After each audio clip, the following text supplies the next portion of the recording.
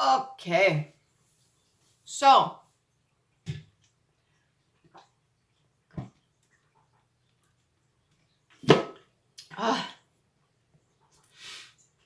let's talk about jealousy. Jealousy. If it was an entity, if jealousy was an entity, if it was a thing, if it was a person, what would it look like? Most people have that concept of green, but then again, green's supposed to be the heart chakra, which is love. Anyways, so picture, if you would, okay, for visuals, let's say dragons, okay, little dragons, little baby dragons, little hatchlings, okay, and you have certain eggs that are going to be more incubated than other eggs, okay, and then you have certain hatchlings that are going to get more attention, more food than other ones. In a primal sense, if you think of the animal kingdom, okay, we're technically mammals, okay, we are a species and we are supposed to be considered an animal as well, but we just have a different intellectual side to us, and we have the ability to use language in many different ways, and reasoning and understanding, and the whole capacity to acknowledge the fact that we exist. So, but we're technically animals. So you take a mythical creature such as a dragon. You have ones that are going to be more nourished, more incubated, more focused on whatever. And let's say at some point, developing in the animal kingdom, there was the whole idea of the resentment or the jealousy of getting more favored one over the other. But most would say that that's just the way the animal kingdom works. It's just the strong survive, the weak ones don't, and so on and so forth. But when it comes to a social creature like human beings, when one is being favored over the other, even energetically, you could have 3 children sit down or 4 children, and you could treat them all the same. You would consider the way you treat them all the same. But energetically, there's going to be a difference between each of them and how they're receiving certain energies from the parents, let's say, or their general family. Now, whether or not it's intentional is a whole other thing, but most of the time it is intentional. Most of the time there is parents that take a liking to a specific child because they carry certain traits about themselves that they see that is in that child, okay, that they like, they admire, right? And it's almost like they look at them like they're miniature version of themselves. And vice versa could be said about the negative things too, why they would oppose or they wouldn't be in so much favor of a child. It's their own, literally their own imprint on the child that they have. Any lessons that have not been learned that are passed to each child, each of them are going to get little bits from each of their parents or whoever's raising them. Okay, and I think under the age of 7, that's very influential, and that's where they develop some sort of personality as well.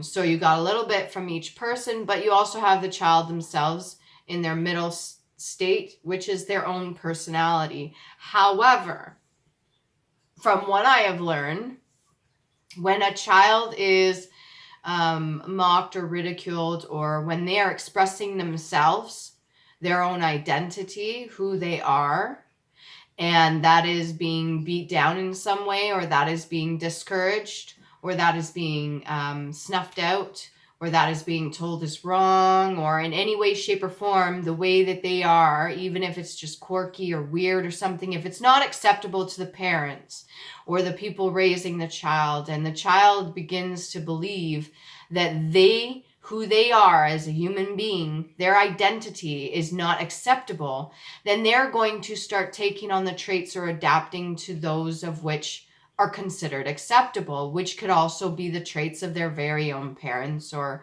family that they're around. And sometimes that could be in the form of projections as well, which is things that have not been learned by those adults that are placed onto the child to carry.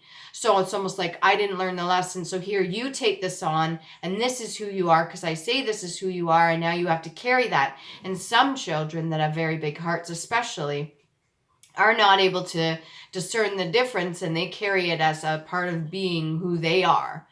It's as a part of their identity, as they almost start to take on the qualities and traits of their very own parent, and they're carrying certain things, whether they be positive or negative.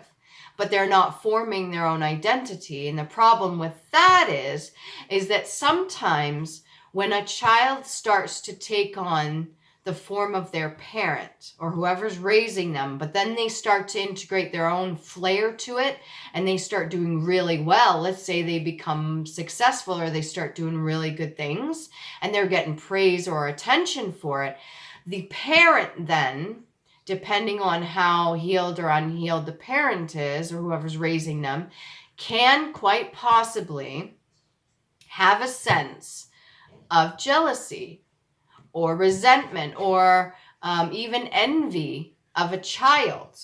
Okay, so not only in the state of a child's being can they feel neglected in a certain way, or jealousy can develop, which isn't usually typical, but I would say in my personal experience from what I've seen, some children develop that sense of jealousy almost, and it's very much an energy that can be picked up from the adults around them as well. If there's any sort of lacking or anything like that, they can pick up certain traits. And if they feel in some way that they're not being favored one over the other, you know how they say there's always a favorite child or something like that, depending on how the child is themselves and how they react emotionally, you know, it could be a negative thing. Or it may even just be motivation, but I personally don't believe that jealousy is a good motivator. I think that's absolute bullshit. And anybody that purposefully gets two people pinned against each other doing that for motivation there's so many other ways to go about things. Anyways, that aside.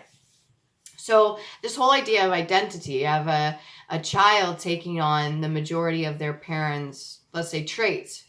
And then let's say they start doing really well and they're getting praised for it, but the parent themselves, for their own traits that they have are not being acknowledged for, can feel passed over, dismissed, or overlooked. And then they would almost resent the child for carrying certain things about themselves that they have, that they're maybe not fully expressing, or maybe they chose to push it deep down, or maybe they're just not following through with certain things that they wanted to do, and they see their child doing that, or they see their child getting praise or attention for that very thing. So jealousy is an ugly fucking thing, but if jealousy was a person, you would have to understand that energy as itself is a lesson as well. And that energy at some point was developed and created by any form of neglect or favoring one over the other, or just feeling almost like a left out, not good enough, not loving of self. So that whole idea, that energy is a lesson in itself. So people that carry the envy or the jealousy, we'll say bug, okay? People that carry the envy or the jealousy, these are people that truly have not appreciated themselves, their worth, their value, how important they are. And at some point, their identity of self, of how they're valued and worth, was not acknowledged, or if anything, was discouraged when they shone any part of their own light, when they showed any form of their own personality, let's say, their traits, their quirks, or something that was not considered acceptable and was shunned in some way.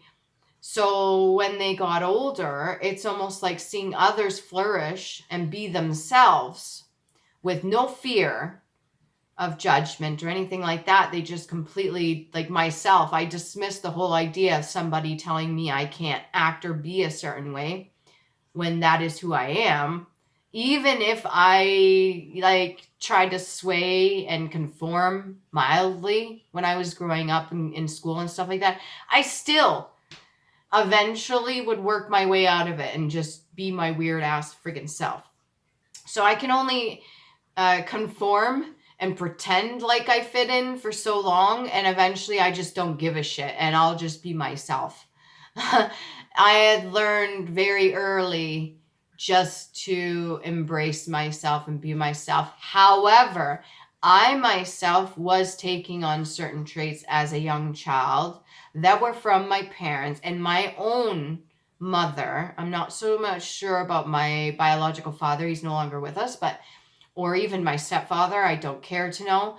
But at some point, there are certain things that my own mother resented me for that I carried of her, but that also I integrated as my own because I have my own personality as well. And there's things that I was praised for or I was looked at highly for, and that was kind of shunned out of me because the energy that I received from her, my own mom, and the people that were trying to give me any praise or any good energy, it was snuffed out completely by my mother because she was not okay with the fact that it was not her. And I don't know if this continues to this day. I am not currently speaking to some of my family, as I've stated many times before. But if you've experienced this yourself, if you've allowed yourself to be carried away and you've compared yourself to somebody else, or you just do not see your own value and worth, stop for a second and be like, why is this bothering me so much? Why do I feel that what I have is not good enough? And why do I feel that that person or that individual is outshining me in some way or making me feel a certain, why am I feeling like this right now? You really need to stop and ask yourself, because this whole idea of jealousy and envy that's going around has created a lot of chaos, a lot of pain, a lot of hurt. People have done some really messed up shit in the name of jealousy and envy. Okay. Especially when it comes to the men and women in the whole spiritual battle we got going on there with the ego and pride. And when a man feels that by pulling away or doing a specific thing gains some sort of control, and it kind of makes the woman snap, or vice versa.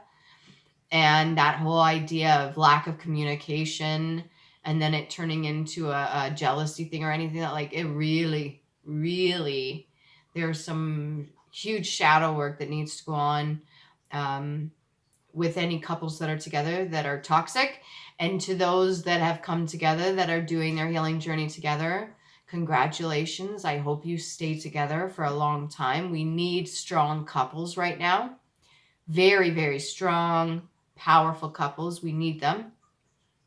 If you are both on your healing journeys and you're working together, congratulations. If you are communicating with each other, amazing.